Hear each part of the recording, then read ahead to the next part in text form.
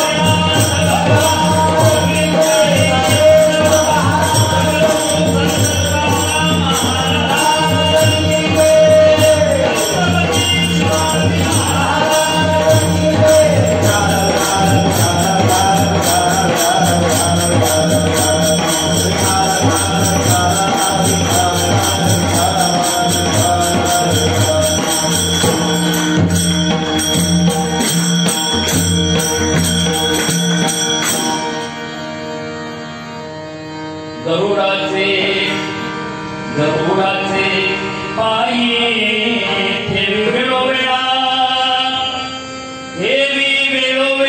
डोई वेगी आवा तो हरी मज दिनाते उद्धरी वेगी आवा तो हरी पायी लक्ष्मीच्या हाती म्हणून किंवा तिसी काठ भेटावी म्हणून येतो काकुळती वेगी हणा वातो हरी तुका म्हणे शेषा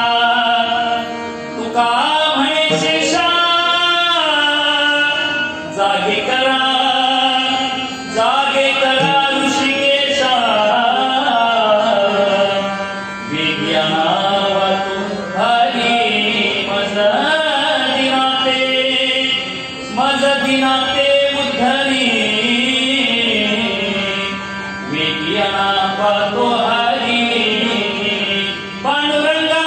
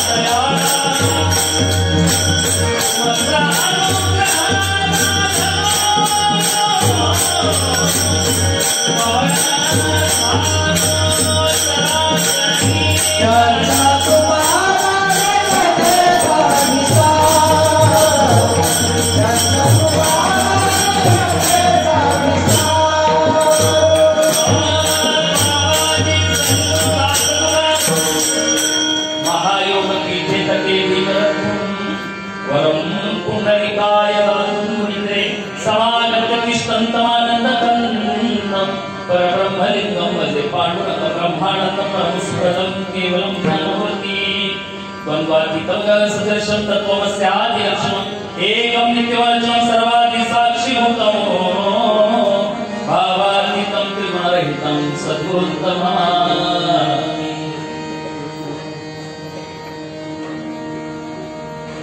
नमो सद्गुरु तुकया ज्ञानदीपा नमो सद्गुरु सच्चिदानंद रूपा हात जोडा सर्वांनी सर्व माझ्या मागे म्हणाल का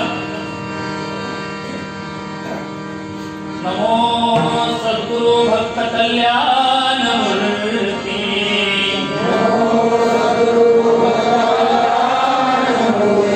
नमो सद्गुरु भास्कर पूर्ण कीर्ती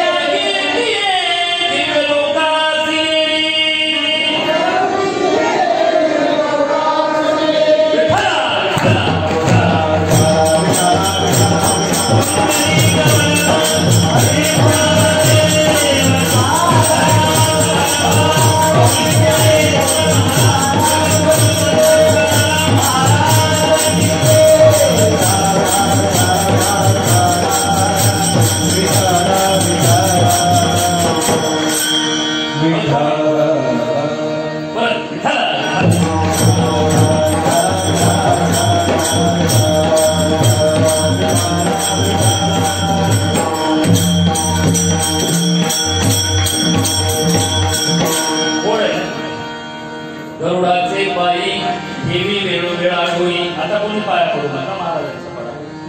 उशीर आल्यापर्यंत पाया पडत बसा. गरुडाचे पायी देवी वेळोवेळा होई. वेग्याना वाचो हरी मज दिनाचे धरी. भक्त वत्सल भक्ताभिमानी दिनानाथ पांडुरंग परमात्मा. आता इकडे लक्ष द्या. जरी जेवणाचा वास येत असला तरी भक्त वत्सल भक्ताभिमानी दिनानाथ पांडुरंग परमात्मा. भगवत स्वरूप शोधतो, वर्गाच्या चरणावरती साष्टांग प्रणिपात करतो. सेवी करता निवडलेला अभंग सर्वांच्या परिचयाचा आहे. रोजच्या नित्य पाठाचा अभंग आहे. निर्याण प्रसंगातील नित्यनेमाच्या मालिकांमधील हा अभंग बहुतेक सर्वांच्या परिचयाचा आहे. जी मंडळी तुकोबारायांचा बीजोत्सव साजरा करणारे असतात किंवा जी बीजाचं कीर्तन विजेचं कीर्तन श्रवणाला येतात त्या सर्वांच्या बहुतेक पाठातला अभंग. विठ्ठल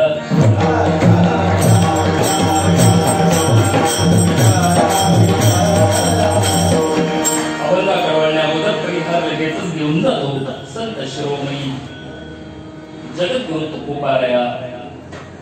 आजच्या दिवसाचा विचार करू जातात. बहुश्रुत विषय आहे आजचा दिवस. तुकोबारायांची बीच. प्रयाण काळी देवे विमान पाठवे.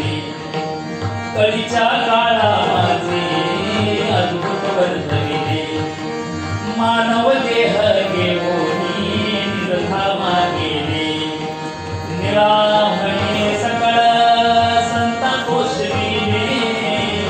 निरामणे सकळ संता कोशविले.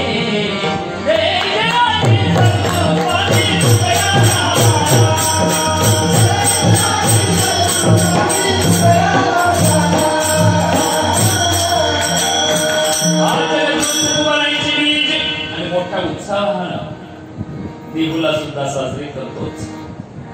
वारकरी संप्रदायामध्ये जिथे जिथे तुकोबारायांचं मंदिर आहे अंश रूपानं तुकोबाराया त्यामध्ये आहेत अशी आमची धारणा आहे. म्हणून आम्हाला शक्य होत नाही आम्ही नोकरवर्ग असल्यामुळं त्या ठिकाणाला जाण्यासाठी म्हणून आम्ही साजरा करतो. आणि खरं तर हा सोहळा संतांच्या रूपानं संतांच्या उत्सवाच्या रूपानं देवाचा सोहळा आणि संतांचा सोहळा पण या आनंद भगवंतालाच होत असतो.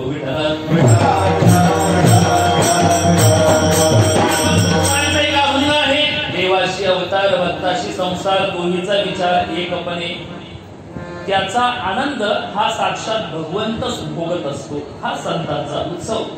जगद्गुरु तुकोबाराया साऱ्या विश्वावरती जगतावरती त्यांचे उपकार आहेत. नवे नवे अजून आम्हाला जरी कळालेले नसले तरी पाश्चात्य संस्कृतीमध्ये आपण जर गेलात विशेषत्वानं कोणाला सांगण्याची गरज नाही. बहुतेक सर्वांना आता हातामध्ये अँड्रॉइड फोन आहे ना.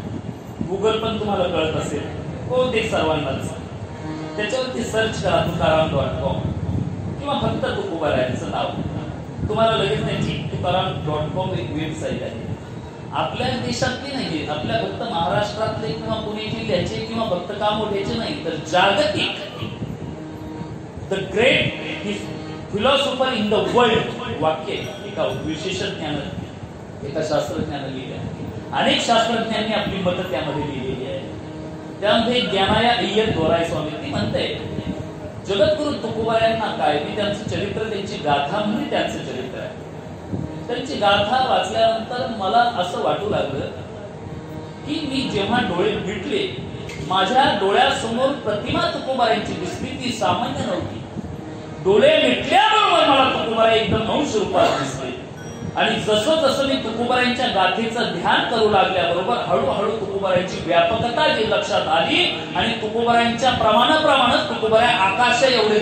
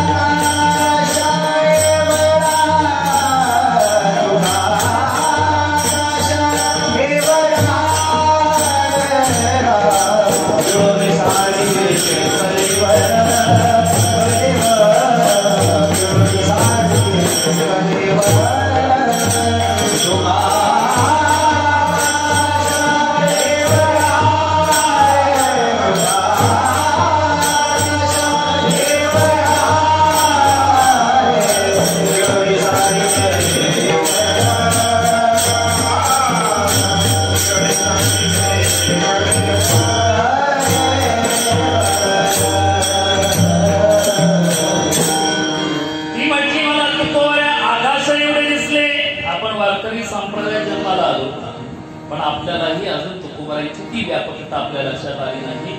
म्हणून इकडे तुकोबारायचे टाळकरी पहा आणि इकडे माझे टाळकरी पहा. 14 आहेत तर ते पहा. खरं तर संतांचा उत्सव आपण तेवढ्या आनंदात साजरा केला पाहिजे. वारकऱ्याने वारकऱ्याच्या पेक्षा कमीत कमी तुकोबारायला लाज वाटेल असं तरी नाही वाटलं पाहिजे.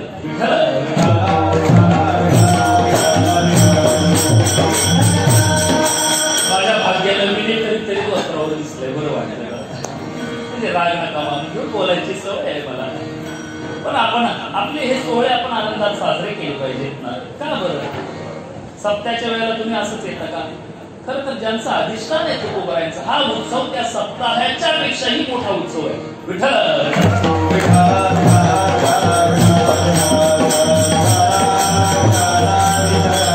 म्हणून त्यांना त्यांची आकाश एवढे तुकोबारायची व्यापकता अनुरेणू म्हणजे काय किती लहान.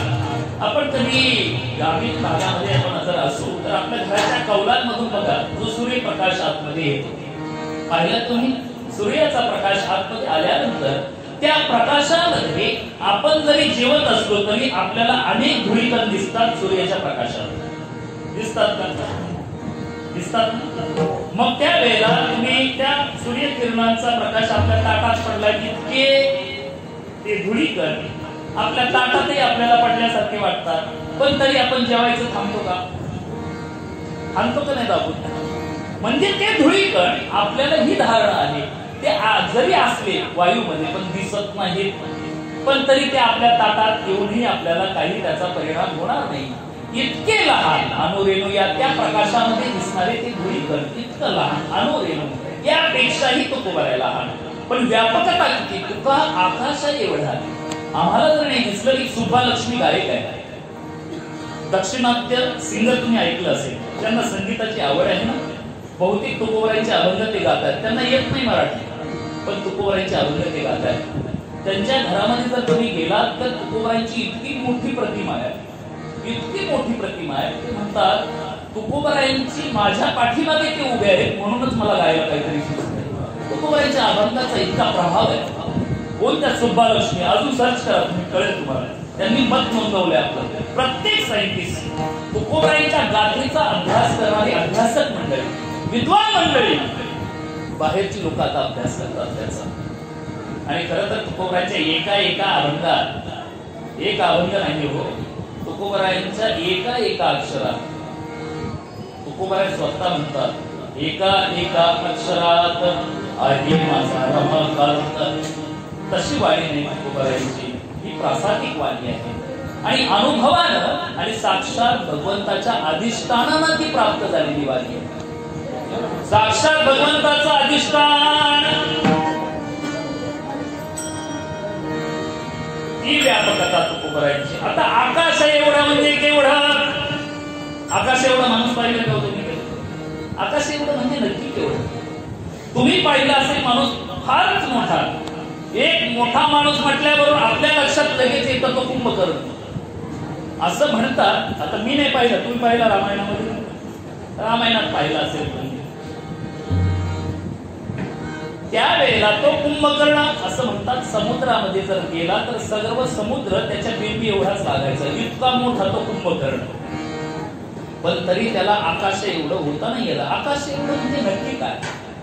तो कुंभकर्ण इतका मोठा होता. असं म्हणतात श्रीरामप्रभूंनी त्याचा वध केला त्यावेळेला. आता एवढं कोण नेणार होते एवढा मोठा देह तो न्यायचा कसा? मग तो असं म्हणतात कारण राहिलंच नव्हतं न्यायला कोणी. तो तिथल्याच तिथे पडला. तिथंच त्याचं शरीर जिथं हात पडला होता जिथं पाय पडला होता तिथंच सडून गेलं. त्याच मस्तकाचा भाग श्रीरामप्रभूंनी धनुष्यबाणानं जो टाकलं होतं मस्तक जाऊन बाजूला पडलं आणि ते बाजूला पडल्यानंतर त्याचं मांस सगळं सडून गेलं आणि त्याची कवटी तिथं ज्या जागेवर पडली होती त्या कवटीच्या 2 डोळ्यांच्या खोबणीमध्ये भीम पोहला होता. विठ्ठल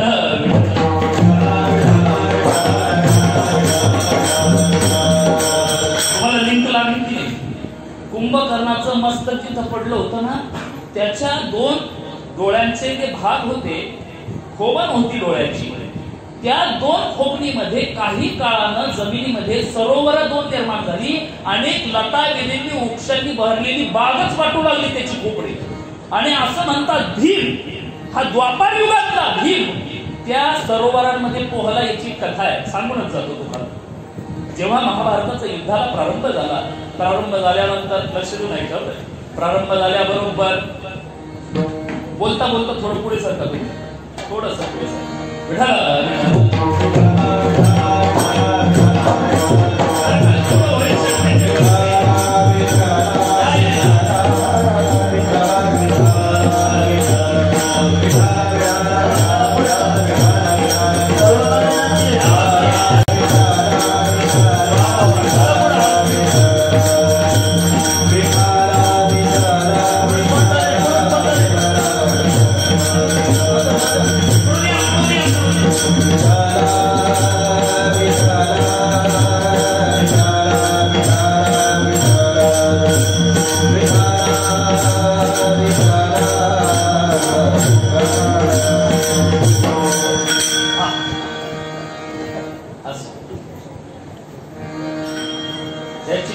महाभारताच्या युद्धाला प्रारंभ होण्या अगोदर त्याची पूर्व संध्येला मीटिंग भरली. आता आपलं युद्ध प्रारंभ होणार आहे कौरव पांडवांचं, आणि याला मग आमंत्रित कोणाला करायचं? काही मंडळी म्हटली ब्रह्मदेवाला आमंत्रण द्या, काही म्हटले शिवाला आमंत्रण द्या, काही म्हटले अनेक दैवतेंना इंद्राला आमंत्रित करा. त्याचबरोबर काही म्हटले राक्षस कुळाचं कोण शिल्लक आहे का, राक्षसांनाही बोलवा ना युद्ध पाहण्यासाठी. मग युद्ध राक्षस कुळात कोण शिल्लक आहे, याच वेळेला भगवान म्हटले की राक्षस कुळातली एक स्त्री आहे, ती योग्य परीक्षक आहे, तिला आपण युद्धाला बोलावू, तिचं नाव मंदोदरी. त्रेतायुगामध्ये झालेलं रामराज्य आणि रावणाचा वध आणि द्वापार युगातला भीम, तुमच्या मनात शंका आली ना, मंदोदरी ही त्रेतायुगामध्ये तिचा नाश नाही झाला. भगवंतानं दिलेलं राज्य विभीषणाला, श्रीलंकेचं राज्य दिलं विभीषणाला, देऊन टाकलं देवानं. त्यानंतर मंदोदरी मातेला दुःख झालं आणि मंदोदरी माता भगवंताला म्हणून लागली श्रीराम प्रभूंना, प्रभूजी तुम्ही माझाही वध करा, आता माझं सर्वस्व गेलं, माझी मुलं गेली, माझे पती गेले, आता माझं काही शिल्लक नाही. आणि माझी धारणा होती, मला असं वाटत होतं पाहावं की असं युद्ध पाहावं, आणि ते मी माझ्या डोळ्यानं पाहिलं, भयंकर युद्ध पाहिलं. आता यापेक्षा अजून भयंकर युद्ध काही होणार नाही, म्हणून देवा मलाही इथे माझा प्राणाचा त्याग करायचा आहे. देव म्हटले अगं नाही, असं म्हणतो तरी याही पेक्षा मोठं युद्ध होणार आहे पुढे. त्रेतायुगामध्ये, द्वापार युगामध्ये त्रेतायुगापेक्षाही मोठं युद्ध होणार आहे. कुणाचं तर ते कौरव पांडवांचं. त्यामुळे ती म्हटली मग माझी इच्छा आहे ते पाहण्याची. ठीक आहे असं म्हणतात. ही मंदोदरी ही मयासूर राक्षसाची मुलगी होती, एका अप्सरेपासून तिचा जन्म झाला. इतकी सुंदर होती, रावणानं तिचं हरण केलं होतं मंदोदरीचं. आणि तदनंतर तो फार मोठा इतिहास आहे. विभीषण जेव्हा राज्याच्या गादीवर बसला, काही काळानं विभीषणानं मंदोदरीशी विवाह केला. मला पटायचं नाही, पण तुम्ही रामायण पहा. मंदोदरीचा विभीषणाशी विवाह झाल्यानंतर मग मंदोदरी या युगात सुद्धा होती. भगवंतानं सांगितलं भीमाला तू जा आणि मंदोदरी मातेला घेऊन ये, किंवा तिला आमंत्रण द्या युद्धाचं. भीम निघाला, समुद्रावरती उड्डाण केलं. लंकेमध्ये पोहोचल्याबरोबर थकला होता फार, जरा गडबडीने घाईनं सांगतो, थकला होता फार, काय करावं कळेना. आणि थकल्याबरोबर मग त्याच्या मनामध्ये विचार आला, त्यानं पाहिलं सुंदर सरोवर आहे. अहो काय विलोभनीय दृश्य पाहिलं त्याने. इकडं एक सरोवर, इथं एक सरोवर, इकडे एक सरोवर, आणि मध्ये बरोबर असे वृक्ष वेलींनी सजलेली बाग, फळा फुलांनी भरलेली बाग पाहिली तो आश्चर्यचकित झाला. किती सुंदर, कोणी हे रचलंय. आणि त्या सरोवरामध्ये तो थकला होता. आता बघा आपण कामावरून आलो, आल्यानंतर असं म्हणतो जरा फ्रेश होतो. फ्रेश होतो म्हणजे काय? फ्रेश होणं म्हणजे काय? कारण आमचं शरीर, आम्ही काम करत असताना आपल्या शरीराला घाम येतो, आणि घाम आल्यानंतर आपण फक्त श्वास आपल्या नाकानं नाही घेत, तर आपल्या शरीराची जी रंध्र आहे त्या सर्व रंध्रामधून आपल्या शरीराला ऑक्सिजन मिळत असतो. ते मिळालेलं ऑक्सिजन जेव्हा आपण स्नान करतो, स्वच्छ होतो, अंग स्वच्छ करतो, त्यावेळेला ती रंध्र साफ होतात आणि मग आपण म्हणतो की फ्रेश झालो, म्हणतो की फ्रेश झालो होता. तसंच भीमाला वाटलं आता जरा फ्रेश व्हावा, घामाघूम झालेलं इतकं लांब उड्डाण करून आलेला, भीमाला वाटलं स्नान करावं. त्या सरोवरामध्ये भीम 2 तास पोहत होता. बरं कोणत्या सांगितलं मी तुम्हाला, कोणत्या? त्या कुंभकर्णाच्या डोळ्याच्या कोबणीमध्ये तो भीम 2 तास पोहत होता. खरं तर आपल्या शरीराला जे ऑक्सिजन मिळतं, मग आपल्या फुफ्फुसामध्ये रक्तशुद्धीचं काम असतं. आणि एवढंच नाही, आपलं हृदय काय काम करतं तर घेतलेला ऑक्सिजन त्याला पुढे ढकलण्याचं. आपल्या शरीरातून मिळालेलं ऑक्सिजन त्याला फक्त पुढं, फुफ्फुस दुसरं काम नाही करत. हे हालत ना, त्याचा अर्थ काय? कीर्तनातून मला सवय असं काहीतरी सांगायची. म्हणून आपल्या शरीरातली रंध्र, मग आपलं 40च्या नंतर किंवा 50च्या वय झालं की हळूहळू आपली बीपी वाढते. त्याचं कारण काय? आपण कंटाळा करतो आंघोळीचा, म्हातारा जागेवरच बसून असते. मग आपल्या शरीराला ऑक्सिजन मिळत नाही, अंग स्वच्छ होत नाही, मग ती रंध्र आपली साफ होत नाही. मग शरीरामध्ये हळूहळू बीपी वाढते, शुगर वाढते आणि मग आपल्या रक्तामध्ये जे ऑक्सिजनचं प्रमाण कमी होतं, रक्त घट्ट होतं, त्याचा परिणाम आपल्या फुफ्फुसावर होतो. आणि नंतर मग आपली फुफ्फुसामध्ये जर ते रक्त जाड झालं तर आपली किडनी काय करते, म्हणजे फुफ्फुस काय करतं की ते रक्त शुद्ध करतं, त्याच्यात साखर राहते आणि मग ती शुगर आपल्याला वाढते. त्यामुळे आपलं शरीर स्वच्छ ठेवणं फार महत्वाचं आहे. फ्रेश व्हावं, लवकर सकाळच्या वेळेला उठावं. आता महाराज म्हणजे तुम्हाला आम्ही सांगतो, पण आम्हीच लवकर काही उठत. आम्ही एखाद्या ठिकाणी कीर्तनाला येतो, आता रात्री प्रवास करून आलेलो जमलेलो असतो. ज्या घरामध्ये कमाला असतो तिथे ती बाई दिवस उगवला तरी ती कोरा काही गडबड, महाराज झोपले. दिवस उगून वर आला तरी महाराज झोपले. 7 वाजले तरी उन्हावर आली, महाराज झोपले.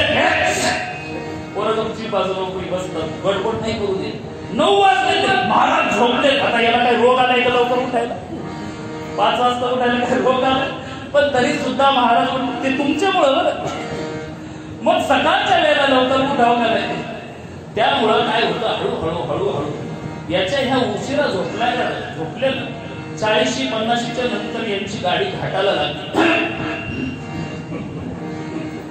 किती मोठा रामकथाकार जरी असला तरी विठ्ठल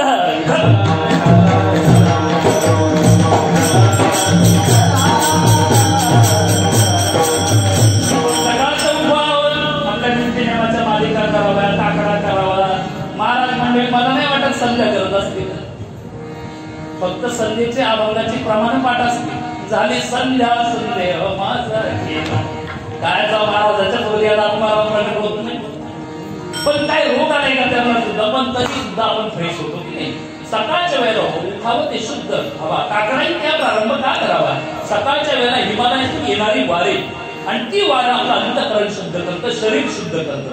म्हणून पहाटेच्या वेळेला तो काकड्याचा प्रारंभ का करावा? त्याचं कारणच ते शुद्ध वायू आपलं. म्हणून सकाळच्या वेळेला आता तुम्ही फिरायला जाताना बहुतेक सगळी मंडळी सकाळच्या वेळेला चालायला जातात, फिरायला जातात, अर्धा 1 तास फिरून येतात की नाही? त्याचं कारणच काय? शुद्ध व्हावं. अंतःकरण शुद्धी, मनशुद्धी, शरीर शुद्धी, नेत्र शुद्धी, वाचा शुद्धी शुद्ध जर असेल अंतःकरण. म्हणून जगद्गुरु तुकोबारायांनी सुद्धा एका वैर्याला उपदेश केला होता. मला एक सांगायचंय, एक वैरी होता तुकोबारायांचा. जगद्गुरु तुकोबारायांनी त्याचाही उद्धार केला.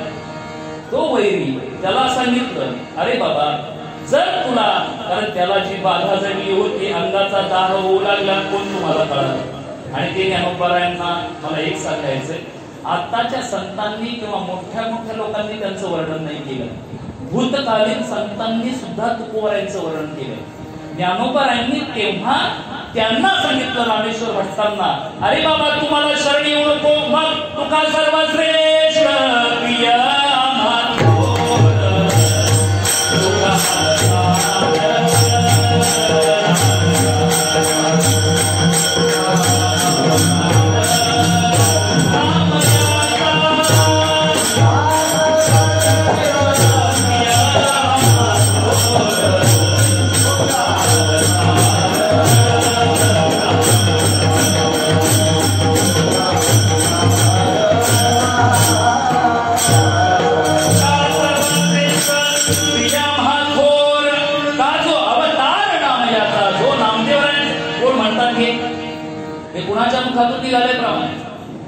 जगद्गुरु तुकोबारायांविषयी हे प्रमाण साक्षात ज्ञानोबाराय बोलतात. तुका सर्वात श्रेष्ठ प्रिय आम्हाला तो प्रिय आहे, तो थोर आहे. ज्ञानोबराय तुकोबरायांची स्तुती करतात, वर्णन करतात तुकोबरायांचं.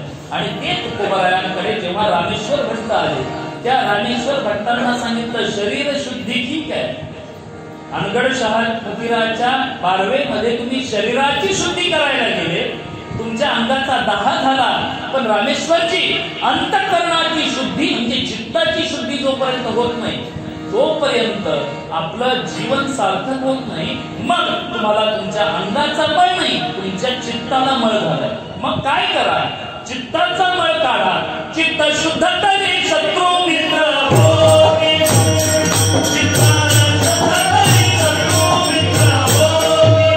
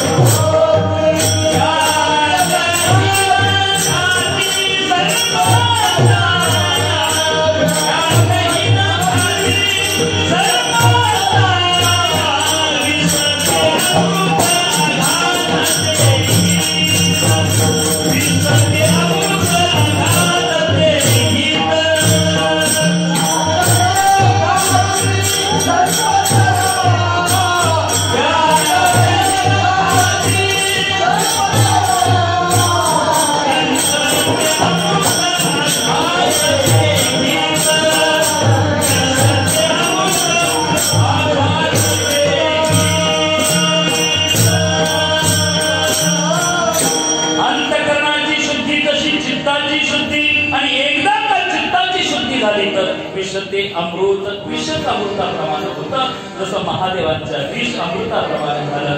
आघात ते हित, जो आघात होईल, संतांचं जीवन पहा, जीवनात किती आघात झाले, पण त्यातूनच त्यांचं हित झालं. आज आपण विजयोत्सव त्यामुळे साजरा करतो. विठ्ठला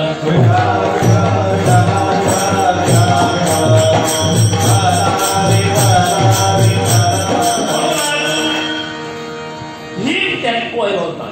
कशामध्ये? त्या सरोवरामध्ये जिथं कुंभकर्णाचं मस्तक पडलं, त्या झालेल्या सरोवरात मास सडल्यानंतर त्या भीम पोहत होता. इतका मोठा माणूस कुंभकर्ण. नंतर भीमानं आमंत्रण दिलं मंदोदरीला. मंदोदरी माता ती म्हटली, अहो तुम्ही आलात मला कळलं, पण बराच वेळ तुम्ही काय करत होता? बराच वेळ झाला तुम्ही समुद्रावर आला. त्याने सांगितलं काही नाही केलं आई, आम्ही तिथे राहू. काय तुमची सुंदर लंका आहे, त्या लंकेमध्ये ते सरोवर होते ना दोन, किती सुशोभित आई. मंदोदरीला भीम सांगतो, त्या सरोवरामध्ये अहो किती आनंद वाटला मला, मी पोहलो. मंदोदरी म्हटली, मनात शंका आली तिच्या. म्हटली कुणाचं युद्ध आहे, त्या युद्धामध्ये सगळ्यात बलवान कोण आहे? हा भीम म्हटला, त्यात बलवान काय विचारताय, आता माझ्याशिवाय कोण आहे? माझ्याशिवाय दुसरा. मंदोदरीनं पाहिलं, त्याच्या तोंडाकडेच पाहत राहिले. म्हणजे अरे हा येता येता त्या कुंभकर्णाच्या डोळ्याच्या कोबडीत पोयला, तिथं झाडाखाली झोपला. आणि हा सगळ्यात मोठा योद्धा, त्याच्या युद्धाला काय जायचं? कारण त्या राक्षसांची युद्ध पाहिले असतील ना तुम्ही. ते राक्षस, आता आपण राग आल्यावर काय करतो, एकाला गोटा आणतो. भाऊ जरी भावाचा असतो तरी काय करतो, एकमेकाला दगड गोटा.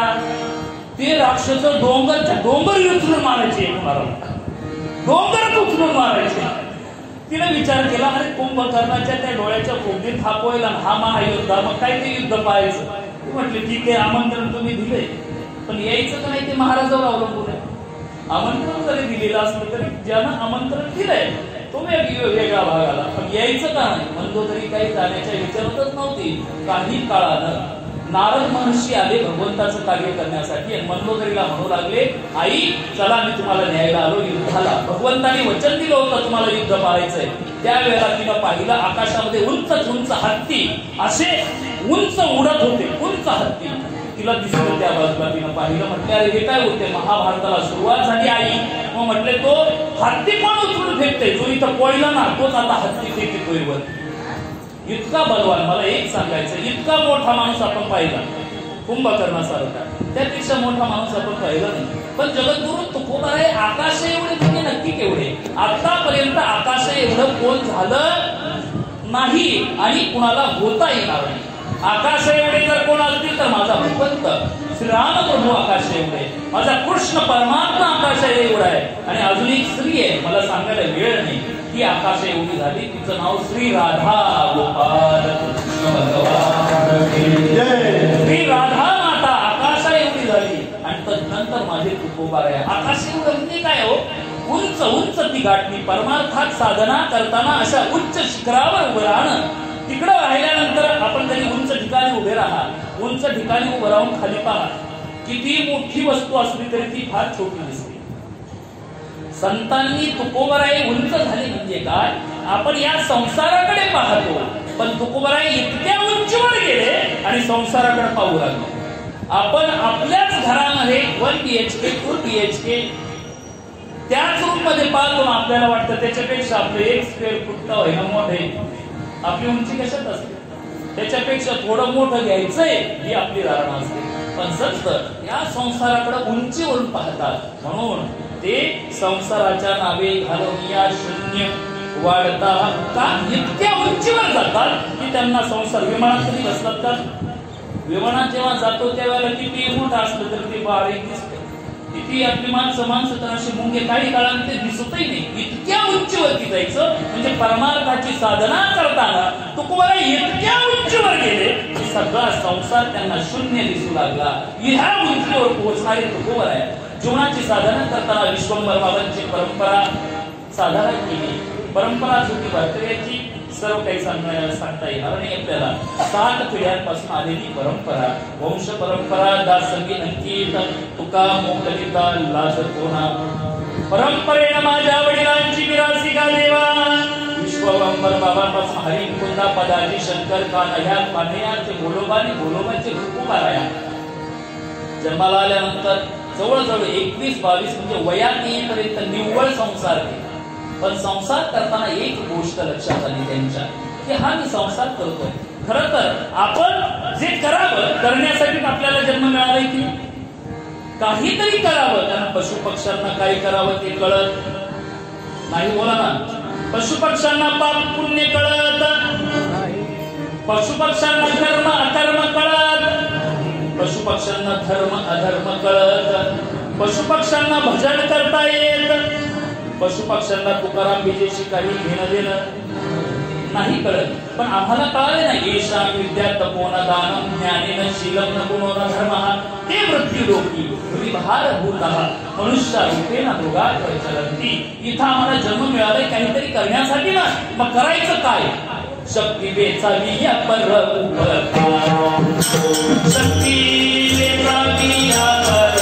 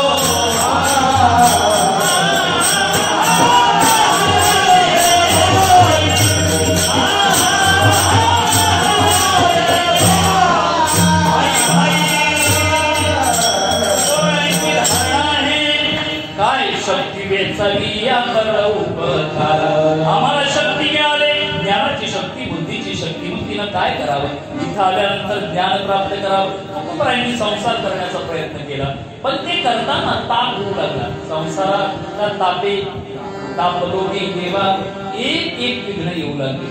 एवढंच नाही, बघा तुकोबारायांची बायको सुद्धा, मी नेहमी सांगतो, बघा आता समजा तुम्ही जी कीर्तनाला आलेत ती मंडळी बहुतेक महिला वर्गच आहेत, पण तरी सुद्धा तुमचं एखाद्याच कोणाची बायको मेली, समजा माझीच मेली, आता तुमची कायला मारायची? तुम्ही म्हणाला जी कीर्तनाला नाही, माझी नाही आली, आता ती समजा गेली, मला फोन आला, कळाला, मी तरी ते एक रडण होता, आपण रडू केली, पण तुकोबाई इतक्या उंचीवर गेली, बायको गेल्यानंतर ते काय म्हणतात, बरे झाले देवा निघाले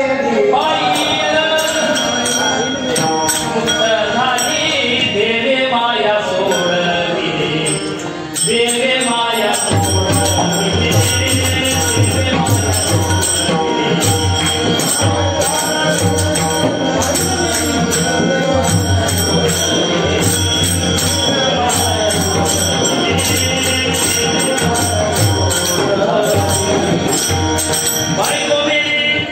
बाई मेली, मुक्त झालं, बरं झालं ती मेली, मग आता बरं झालंय म्हणतात, दिवाळा निघल्या बरोबर आता बरे झाले देवा निघाले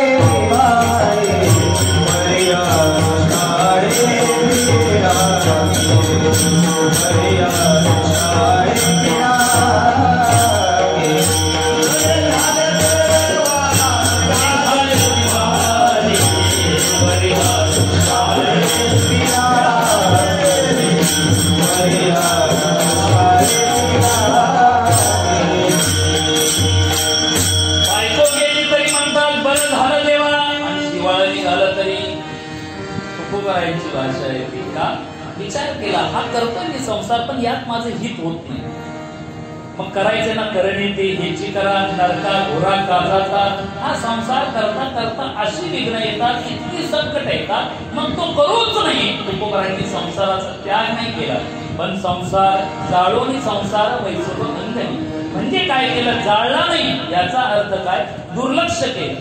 जर मला त्यातून ते सुख पाहिजे ते जर मिळत नसेल तर मला उपयोग काय त्याचा, मग काय केलं, भामगिरी पाठाली वस्तीला केली, गोराळा भंडारा भामगिरी, पण मला दुःख वाटतं याचं, आपण भंडाऱ्यावर जातो पण आता मन प्रसन्न होत नाही, मला तर वाटतं जसं पहिलं होतं तसंच ठेवायला पाहिजे. आता गेलं तर गाडी वरपर्यंत जाते, काय आपल्याला तुकोबाराय कळणार आहे, तुकोबारायांची ती वृक्ष वल्ली, तो आनंद भामगिरीला गेल्यावर कळेल, पण आता तिथे आक्रमण करायला लागले लोक.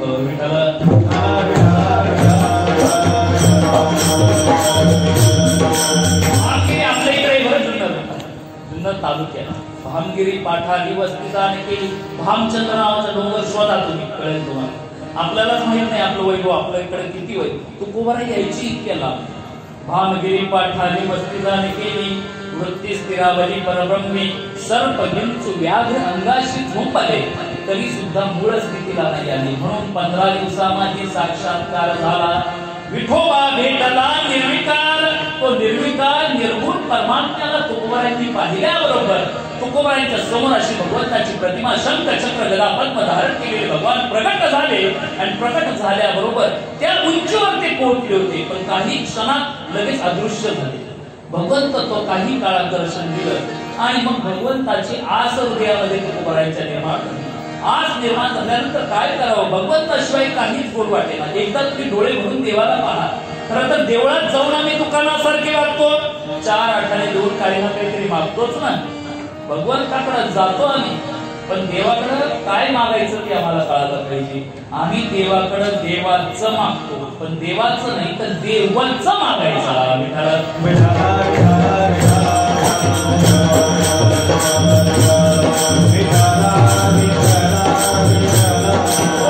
अंतःकरणामध्ये आर्तता, जशी ज्ञानोबारायांची आर्तता निर्माण झाली होती, ज्ञानोबारायांना सुद्धा भगवंताविषयी जेव्हा भगवंताचं स्वरूप पाहिलं, ज्ञानोबारायांमध्ये सुद्धा तो आर्त भाव जागृत झाला होता.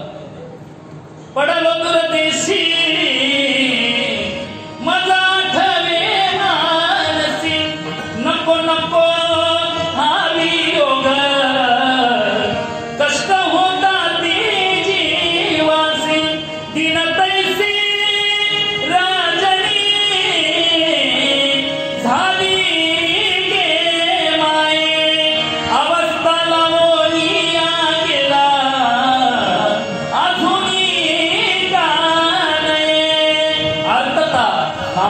तुकोबरायांना सुद्धा अर्थता निर्माण झाली की अर्थ भाव नाही ना बेट शिके धावा माझ्या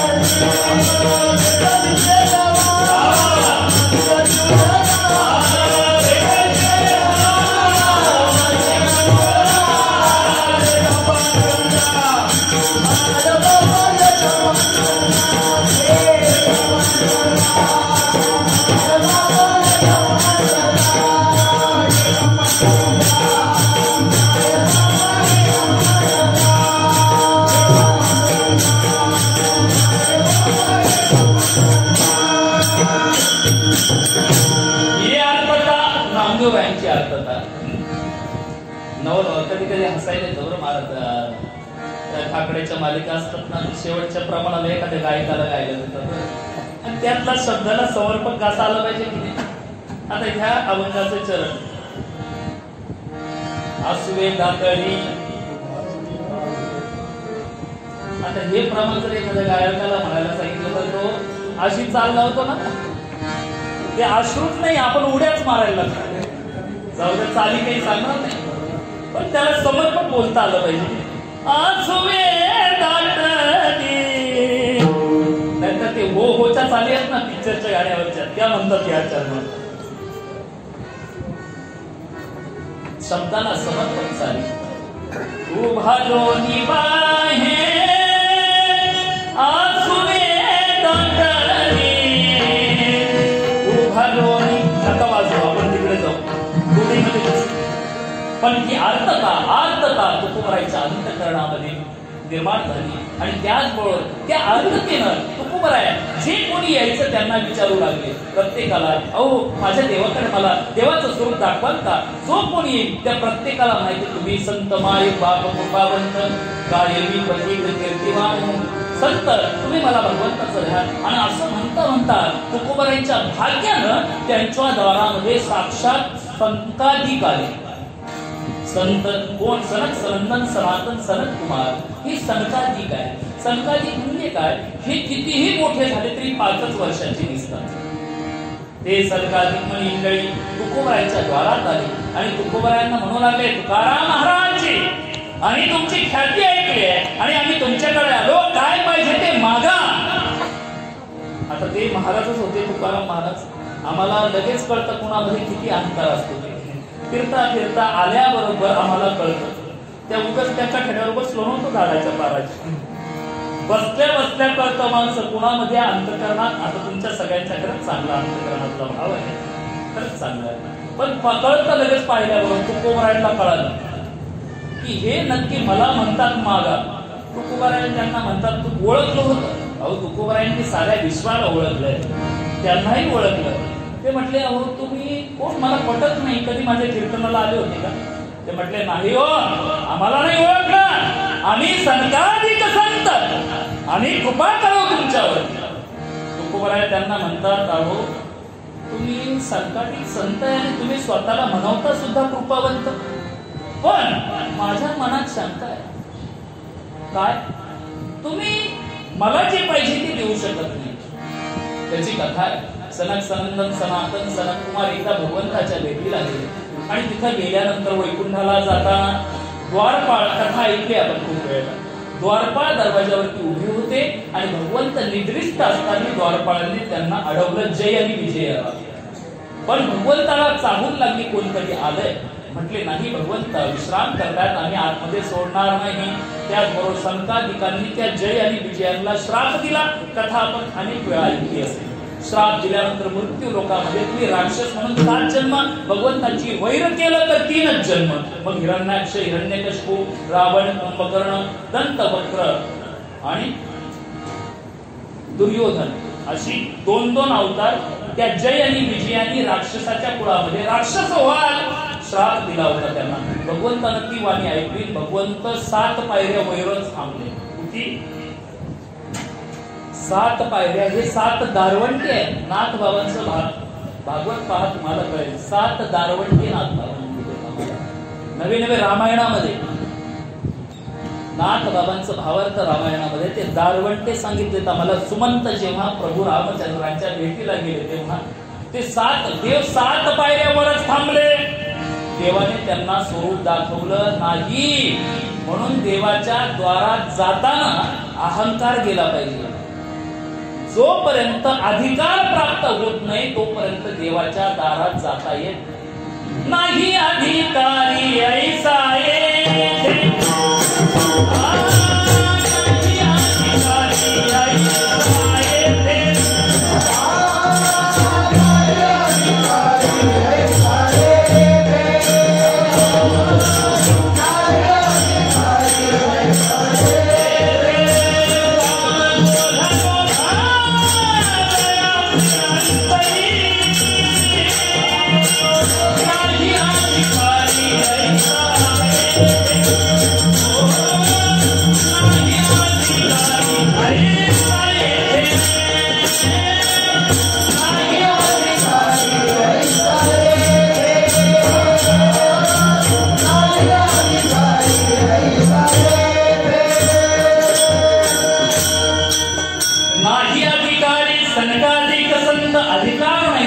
भगवंतानं स्वरूप दाखवलं नाही.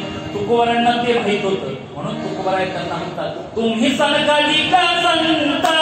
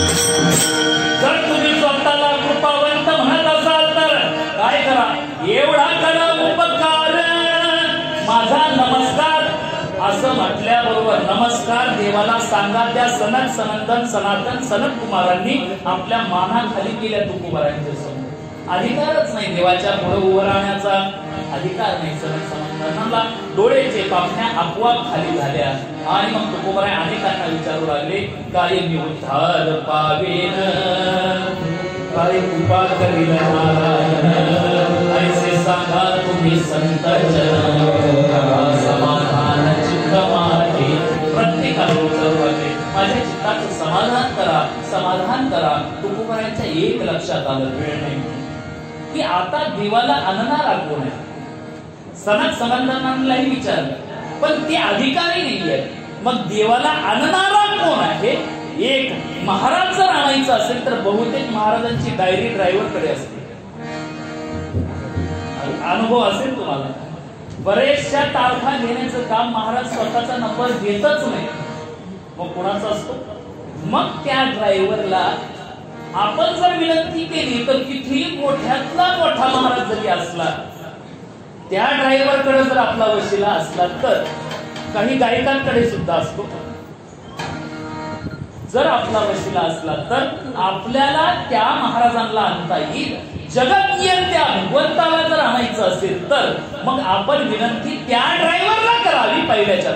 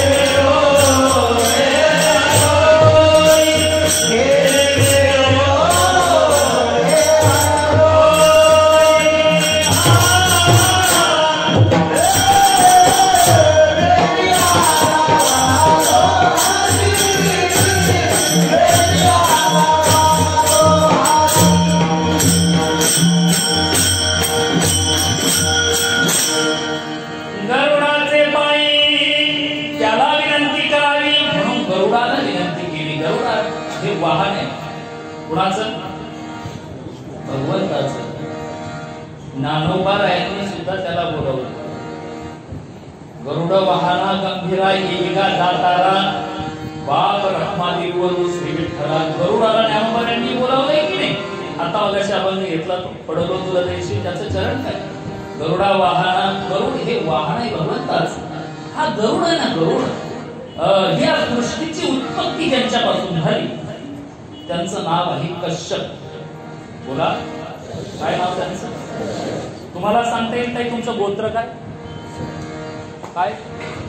हा सुपर्णशी. तुमचं सांगा. नाही बाकी कोणाचं येईल सांगतात? आकर्षक. तुम्हाला तुमचं एकच सांगता गोत्र? ते म्हणणार हे गोत्र पुत्र काय आहे नक्की भानगडी? आपलं लक्षात येते नक्की गोत्र म्हणजे काय. पण हिंदू धर्मामध्ये प्रत्येकाला वंशावली आहे, गोत्रावली आहे. प्रत्येक सप्त ऋषींपासून निघालेली गोत्र आहेत आपले, पण आपल्याला माहित नाही. पण ब्राह्मण काका फार हुशार असतात.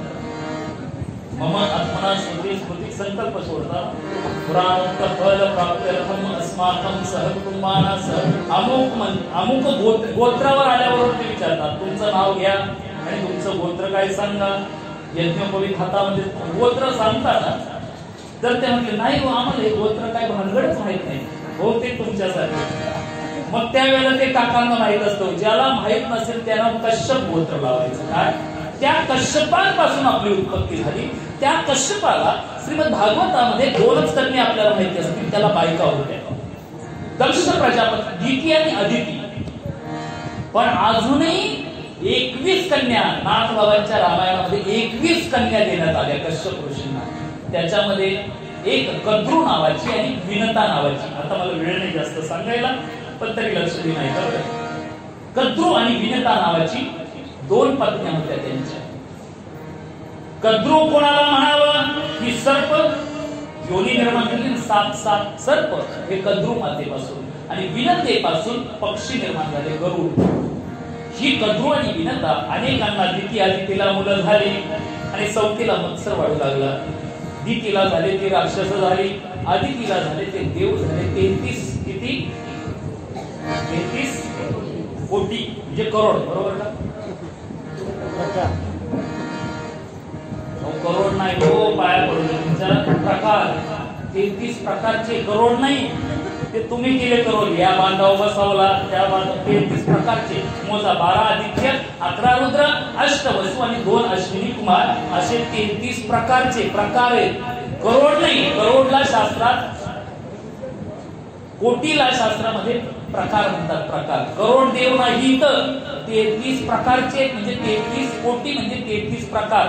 12 आदित्य, 11 रुद्र, 8 वसु आणि 2 अश्विनी कुमार.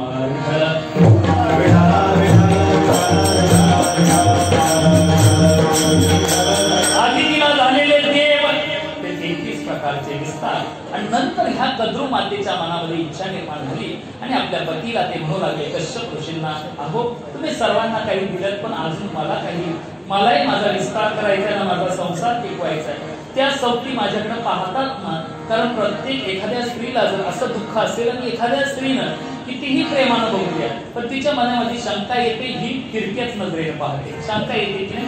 मग तसं तिला वाईट वाटू लागलं. ती म्हणू लागली मला काही द्या म्हटल्यावर कश्यप ऋषींनी तिला म्हटले काय इच्छा आहे? ती म्हटली मला 1000 अंडी द्या उगवण्यासाठी. कद्रू मातेला कश्यप ऋषींनी 1000 अंडी दिली. आणि जेव्हा तिला अंडी दिल्याबरोबर इथं विनता नावाची त्यांची पत्नी दुसरी, तिच्याही मनामध्ये ईर्ष्या निर्माण झाली आणि ती म्हणू लागली, कारण तिनं ती अंडी उगवली आणि त्यातून 1000 मुले जन्माला आली. 1000 सर्प, वेगवेगळ्या जातीचे साप तुम्ही पाहिले ना, काही विषारी, काही बिनविषारी, अशी विषारी साप असतात. समाजातही बरेचसे साप टोचणारे असतात. तर काही विषारी, काही बिनविषारी अशी साप ती जन्माला आली.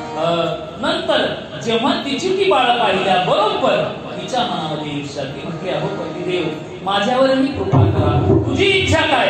ती म्हटली मला अशी येडी बागडी 1000 नकोच, अशी 5-50 होऊन काय उपयोगाची, मला 2च अंडी द्या. आणि ते दोनच मुलं माझी संस्कारित मी वाढली अशी म्हणून तिला त्या विनतेला 2 अंडे दिली कश्यप ऋषींनी आणि तिनं ती उभवली. पण हिला झालेली पोरं पाहिल्यानंतर हिला वाटलं अजून माझी पोरं अंड्यातून का बाहेर येईना, म्हणून हिनं 1 अंड अर्ध्यातच फोडलं. त्यातून बाळ जन्माला आलं, पण अर्धा त्याला पोलिओ झाला होता, म्हणजे अर्धा अपंग मुलगा अर्धा. आणि तो जन्माला आल्याबरोबर त्याला इतका क्रोध आला आपल्या आईचा, आईला रागात त्यानं श्राप दिला, अगं माझं अंड पूर्ण न उगवता तू मला जन्माला घातलंच नाही, माझं संपूर्ण जीवन तू अपंग करून ठेवल्यास मी तुला श्राप देतो, तू आई होण्याच्या लायकीची नाही, तर तू दासी होशील. श्राप दिला तो जन्माला आल्याबरोबर. तिच्या त्या मुलाचं नाव आहे अरुण. बोला काय? विनतेला झालेल्या त्या मुलाचं नाव आहे अरुण. आणि हा अरुण तदनंतर त्याच्या भाग्यानं प्रारब्धानं तो सूर्याचं वाहन झालाय. आज सुद्धा सूर्य उदय होण्या अगोदर कोणता उदय होतो? उठा अरुणोदय प्रकाश अरुणोदय म्हणजे काय? आपल्याला वाटतं अरुण सूर्याचं नाव नाही. अरुण हा त्या विनतेचा पुत्र अरुण. हा अरुण जन्माला. त्या अरुणाची इतकी मोठी कथा आहे. त्या अरुणाला एकदा वाटलं इंद्र राज्य बघावं. मला ढोबळ सांगतो फक्त ऐका. अरुणाला वाटलं इंद्राचं राज्य बघावं आणि मग तो म्हटलं कसं जायचं. त्याच्यामध्ये सामर्थ्य होतं. त्यानं सूर्यनारायण सांगितलं मला अशी शक्ती द्या, मी स्त्रीचा वेश परिधान करतो, इंद्र राज्यात जातो. तो तिकडे गेला. इंद्र राज्यामध्ये तो स्त्री होऊन गेला. गेल्यानंतर इंद्रानं त्याला पाहिल्यावर मोहित झाला. त्यांचा संबंधामधून एक मुलगा जन्माला आला, त्याचं नाव बाली. जो रामायणातला बाली. तुम्हाला अवघड वाटेल ऐकायला. परत तो अरुण इकडं आला सूर्याकडे. सूर्याला पाहिल्यानंतर सूर्याला विचारलं कसं वाटलं इंद्र. म्हटलं इंद्राचं राज्य फार छान आहे. कसं स्वरूप घेतलं होतं मला दाखव. असं म्हटल्याबरोबर तो म्हटला ठीक आहे. त्याला परत वेश घेतल्याबरोबर सूर्य सुद्धा मोहित झाला आणि सूर्याला त्याच्यापासून एक मुलगा जन्माला आला, त्याचं नाव सुग्रीव. विठ्ठल.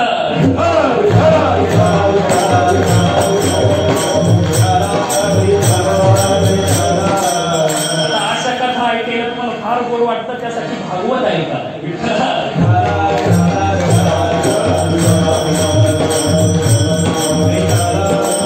आज सुग्रीव आणि बाली हे जुळे बरं. एकाच वेळेला गर्भ राहिला, पण एक इंद्रापासून आहे सूर्यापासून, म्हणजेच इंद्रापासून जो जन्माला आला त्याचं नाव बाली मोठा होता आणि सूर्यापासून जन्माला आला त्याचं नाव सुग्रीव. पण सूर्यापासून असो किंवा इंद्रापासून असो, ज्याच्या पाठीमागे देव असतो त्याचाच विजय होतो. तुम्ही द्वापार युगामध्ये सुद्धा एक सूर्यपुत्र होता, इथं विजय झाला तो सूर्यपुत्राचा. पण द्वापारात या कृष्ण परमात्मा उभे होते ते इंद्रपुत्राच्या मागे. अर्जुन हा इंद्राचा पुत्र आणि कर्ण हा सूर्याचा पुत्र, पण तिथं इंद्राच्या पुत्राचा विजय झाला आणि रामायणामध्ये सूर्याच्या पुत्राचा विजय झाला.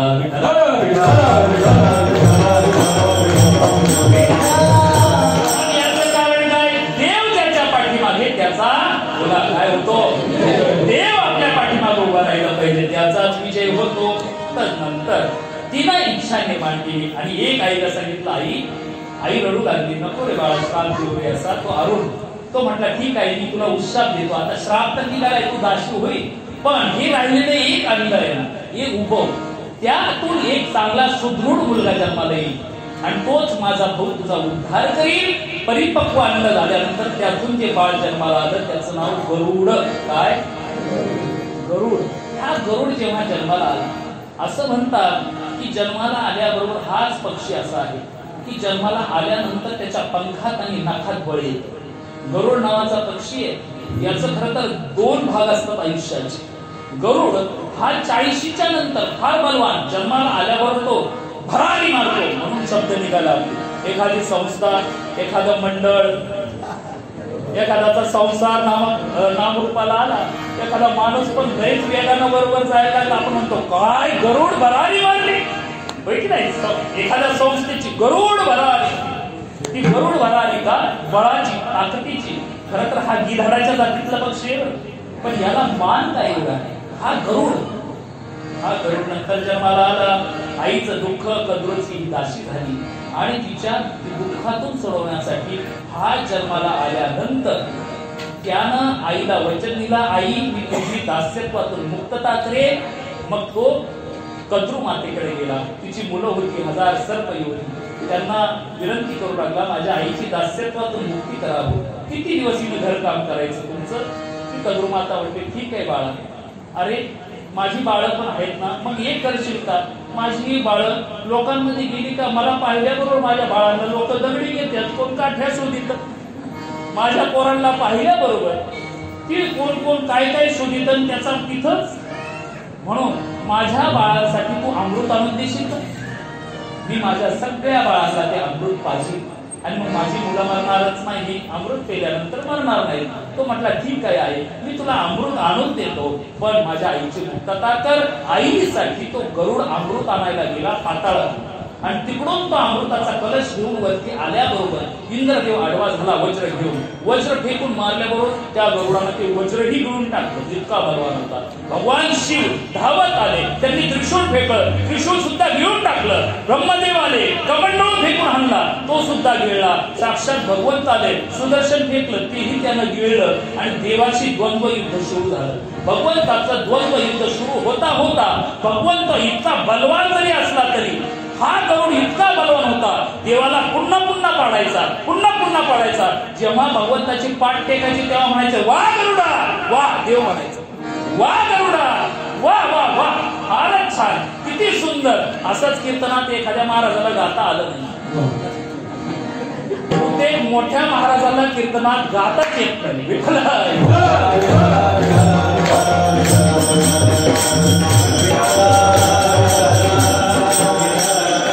पडणाऱ्या महाराजांची कीर्तनं उचलणारी मंडळी असतात तेव्हा महाराजाला वा वा वा वा वा. तसं पडल्याबरोबर ते म्हणायचं, वा वा वा वा गरुडा वा. असं म्हटल्यानंतर देवानं परास्त झाले. म्हटले, हरलो बाबा मी, पण आता सांग गरुडा, काय इच्छा आहे तुझी, मी तुला काय देऊ? तो म्हटला, देवा तुम्ही हरले, तुम्ही मागा ना. देव म्हटले, अरे नाही रे, पण माझी इच्छा आहे तुला काहीतरी देवा, माग ना तुम्हाला. तो म्हटला, देवा असं काय करता, तुम्ही हरले ना, हरलेला माणूस आहे ना, तुम्ही मागा काय? देव परत म्हटले, बघ रे गरुडा, अरे तुला काय पाहिजे ते माग. आता हा म्हटला, देवा तुम्ही विचार करा ना, मी तुम्हाला पाडले ना, मग मला तुम्ही मागा ना. देव म्हटले, मागू, वचन देतो. हा वचन देतो, मी सुद्धा विनतेचा पुत्र आहे. तो म्हटलं, ठीक आहे, वचन दे, मग माझा ड्रायव्हर हो, म्हणजे माझं वाहन हो. गरुड हा वाहन झाला, कुणाचा?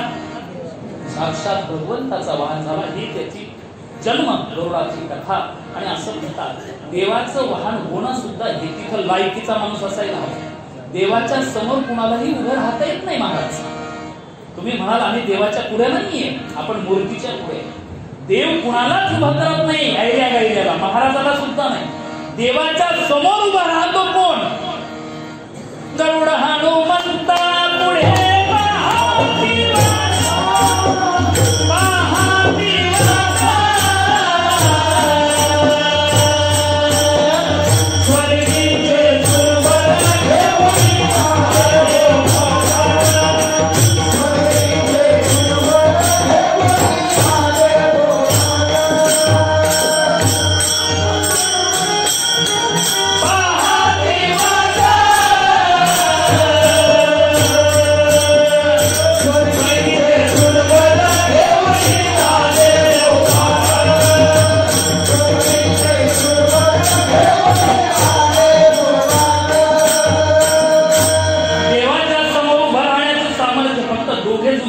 तुम्ही रोजची आरती म्हणताना पांडुरंगाची म्हणाल का माझ्या मागे? तुळशी माळ गळ्यात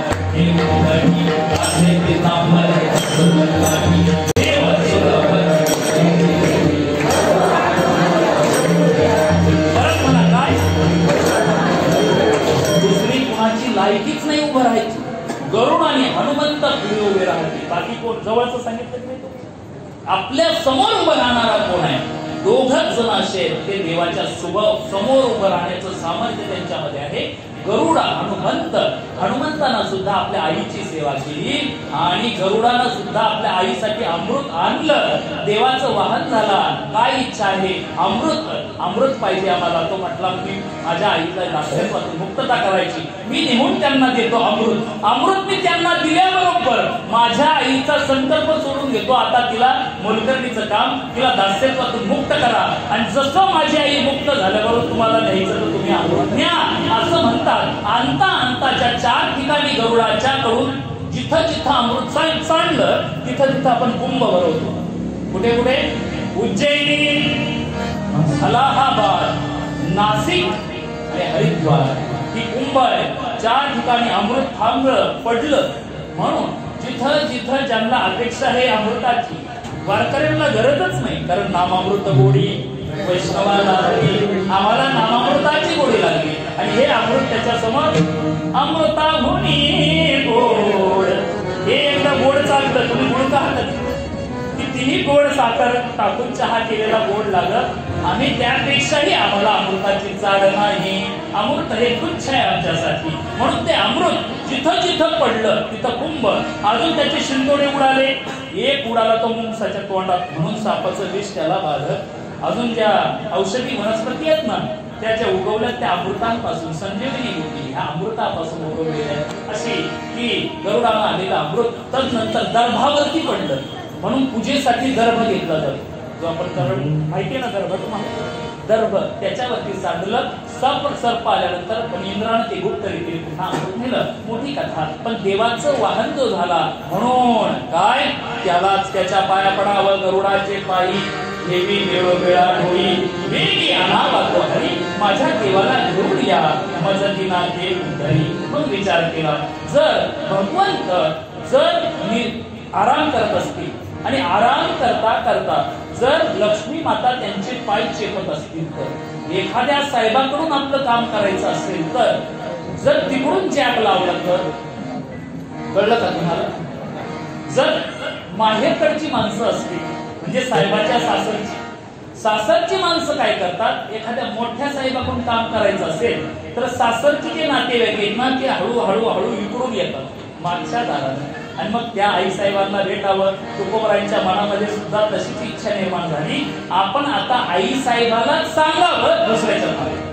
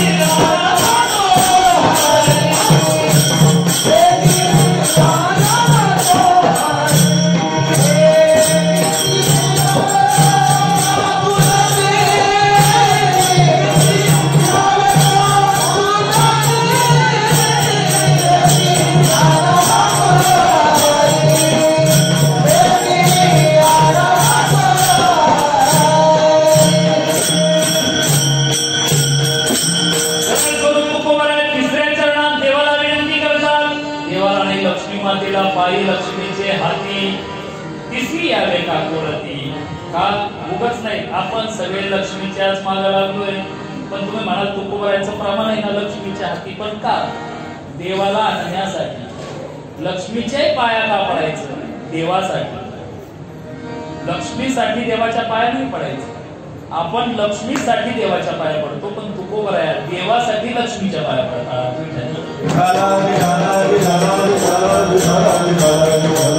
लक्ष्मीच्या हाती म्हणून म्हणतात, म्हणून मी येतो काकुळती. म्हणून तुकोबरायांना असं मनात आलं की जर समजा देव पाय चपता चपता झोपे गेले असतील तर, आपल्याला वेळ नाही सगळं काही सांगायला, जर झोपे गेले तर लक्ष्मी सुद्धा ही देवाची दासी झाली. कारण देवानं तिचा स्वीकार नाही केला, तिनं देवाला बोलवलं असं म्हणतात. जाऊ दे, नाही सांगत होता. पायी लक्ष्मीचे हाती. लक्ष्मीचा आणि शनीचं एकदा झालं भांडण श्रेष्ठ कोण. त्यावेळेला युक्ती केली नारदानं. ते म्हटले तुम्ही दोघे श्रेष्ठ आहे. एक येताना आनंद वाटतो, एक जाताना आनंद वाटतो. कळत नाही. दुसरा जाताना आनंद वाटतो, एक येताना आनंद वाटतो. ही लक्ष्मी माता देव आहे. तिच्या पायाजवळ भगवंताच्या चरणाची सेवा करते ती लक्ष्मी. मग विचार आला, जर देवाचा डोळा लागला असेल तर, देवाचा डोळा जर लागला असेल तर असं म्हटलं जातं, एखाद्या मनुष्य प्राणी जर झोपाला असेल, निद्रिस्त असेल, तर त्याला कधीच हात लावून उठवायचं नाही, तर आपल्याला निद्रा देवी श्राप देईल. जो उठवेल त्याला जर स्पर्श करून उठवलं तर, मग त्याला जर जाग करायचं असेल तर मग कसं तुम्ही मला मग उठवायचं कसं महाराज? शेजे हलवून जागे करा देवराय. मग काय करायचं? ज्याच्यावरती झोपलंय ना तेच हलवायचं. तुकोबारांच्या मनात असा प्रश्न आला, जर हलवायचं मग काय त्यांचा पलंगच हलवू ना शेवटच्या चरणात.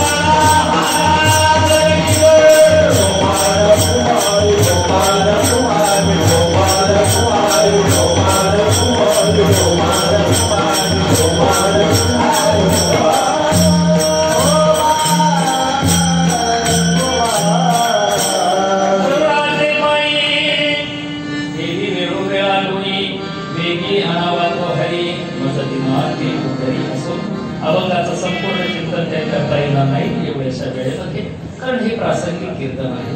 प्रासंगिक कीर्तनाचा नियम आहे, त्या चरित्रापर्यंत पोहोचायचं. प्रासंगिक कीर्तन काल्याचं कीर्तन असेल, पर्व काळांची कीर्तन असतील, महाशिवरात्री, रामनवमी, नरसिंह जयंती, हे आमची भागवत धर्मामध्ये पर्व काळ आहे. मग त्या काळाला फार महत्व असतं. पर्व काळ आज तुकोबारांची बीज जगद्गुरु तुकोबारांनी साऱ्या विश्वावर क्रांती केली. एवढंच नाही, भक्तीमध्ये तुकोबाराय श्रेष्ठ होते, ज्ञानामध्ये तुकोबाराय श्रेष्ठ होते, वैराग्यामध्ये तुकोबाराय श्रेष्ठ. जाईयो माती न करी सायास, या प्रत्येक एका शब्दावरती आपण कितीही जन्म बोलत राहिलो, कमीत कमी एक दोन कीर्तन होते. भक्तीमध्ये तुकोबाराय कसे श्रेष्ठ, ज्ञानामध्ये तुकोबाराय कसे श्रेष्ठ, वैराग्यामध्ये तुकोबाराय कसे श्रेष्ठ होते. एवढंच नाही, या मृत्यू लोकामध्ये तुकोबाराय कसे श्रेष्ठ होते. कारण आतापर्यंत या मृत्यू लोकात जो जन्माला आला तो याच देहानं वैकुंठाला गेला.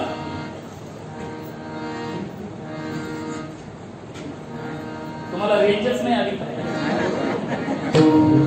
मृत्यू लोकात जो जन्माला आला तो याच देहानं वैकुंठाला गेला. बरोबर. आतापर्यंत या देहानं वैकुंठाला कोणच गेलं नाही. नाही तुकोबाराया सोडून एकदा अर्जुन महाराज गेले होते. याच देहानं गेला ना, पुढे स्वर्गाला गेला आणि तिथून तो बृहन्नडा बनून आला. अर्जुन आहे ना, अर्जुनाला सुद्धा जे श्रीत्व प्राप्त झालं हे श्रापानं, अप्सरेनं दिलेला श्राप म्हणून तो झाला बृहन्नडा. आणि त्याला उपयोग आला जेव्हा कौरवांनी त्यांना शिक्षा केली होती पांडवांना. महाभारताचा कथेचा भाग आहे. त्यावेळेला अर्जुनानं स्त्री वेशात म्हणजे बृहन्नडा झाला होता. अर्धा पुरुष अर्धा स्त्री. अर्जुन स्वर्गाला गेला, पण आतापर्यंत वैकुंठाला धर्मराजाही गेला, पण अंगठा गळून पडला, अंगुष्ठ गळून पडला ना. पण संपूर्ण देहानं जर कोण गेला असेल तुकोबारायांनी क्रांती केली. याच देहानं ते वैकुंठाला गेले नाही. तो आजचा दिवस आहे. एवढंच नाही, आतापर्यंत जो वैकुंठाला गेला तो वैकुंठावरून परत मृत्यू लोकात आला, पण तरी तुकोबाराया आमचे अनेक काही कथाकार तुकोबारायांचं चरित्र सांगणारे म्हणतात. कोण म्हणतं 2 वेळा, कोण म्हणतं 4 वेळा, कोण म्हणतं 5 वेळा. नाही, तुकोबाराया आपणही अर्थतेनं हाक मारली. बहिणाबाईसाठी सगळे आले होते ना. बहिणाबाई स्वतः म्हणतात काय, तुकोबाराया कळस झाली. भागवत धर्माची त्यांनी जी इमारत रचली त्याचा कळस जगद्गुरु तुकोबाराया. पण ते म्हणतात ते माझ्यासाठी सुद्धा आले. तुकोबारायांनी पुन्हा पुन्हा यावं वाटत असेल ना, असं वाटतं आपण ते आर्ततेनं तुकोबारायांना हाक मारली पाहिजे. भागीरथी आईनं हाक मारली, तुकोबाराय आले ना. निळोबारायांनी हाक मारली, तुकोबाराय आले ना. एवढंच नाही, वैकुंठामध्ये सुद्धा तुकोबारायांची इतकी कीर्ती आहे. किती? तुका म्हणे गाजे वैकुंठी सोहळे,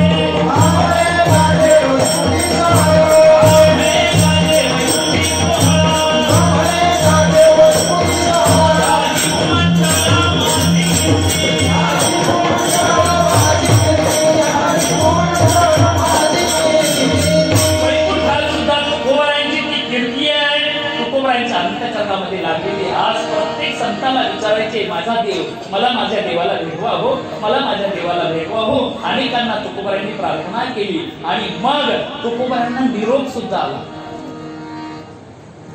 नाही प्रमाण. आता मी माझ्या माहेराला जातो, आपुल्या माहेरा निरोप. अशी प्रमाण पाठ नाही असं नसतं, सगळी पाठ असतात, पण आठवत नाही कधी. रूपाची चाल नाही आठवत. एक मोठ्या महाराजाचं मी पाहिलं फजिती झाली, त्याला प्रमाण शेवटचं चरणच रूपाच्या चालायची आठवण. कधी कधी असं होतं, म्हणजे आमच्या पाठ नसतं असं नसतं. कधी कधी काकड्याच्या अभंगाचा तुम्ही महाराजाला बसव पाठ असतो ना, पण आम्हाला रोज करायला वेळ नसतो ना. पाठ नाही असं नाही. कधी मालिकेत एखादा अभंग इकडला तिकडं जाईल, तिकडला इकडे येईल, ती मालिका. आणि ते फसव्या मालिका आहेत बरं. हरिपाठाचे काही अभंग असेल की तिथं लगेच बदल होतो. जर तिथं चुकलं परत पाठीमागच्या प्रकरणात दंभ धर्म करीसी जना हे बघा. तिथं आपल्याला गोम आहे ज्ञानोबारायांनी काढले. हा वाचून पाहतात लगेच, अरे बापरे महाराज चुकले. आणि चुकाच तुम्हाला पाहायची सवय. महाराजांना 2 तासाच्या कीर्तनात किती चांगलं सांगितलेलं तुमच्या लक्षात राहत. बोला ना, 2 तासात जेवढं चांगलं सांगितलेलं तुमच्या लक्षात राहत, पण महाराज कुठं चुकला. तुकोबारायांच्या अंतःकरणामध्ये आज आपुल्या मायेरा जाईन मी आता निरोप या व्यवस्था हाती आला.